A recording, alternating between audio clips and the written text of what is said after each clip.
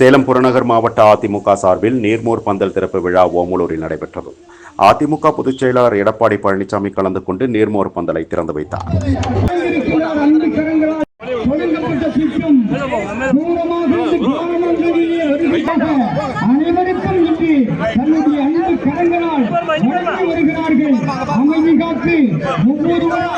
இதனையடுத்து செய்தியாளர்களிடம் பேசிய எடப்பாடி பழனிசாமி, தமிழகத்தில் சட்டம் ஒழுங்கை பராமரிப்பதில் முதலமைச்சர் ஸ்டாலின் திறமையற்ற முதலமைச்சராக இருப்பதாக குறை கூறினார். தொடர்கதையாக இருக்கின்றது. கொலை, கொள்ளை, திருட்டு, வழிப்பறிவு, பாலியல் கொடுமை தொடர்கதையாக இருக்கின்றது.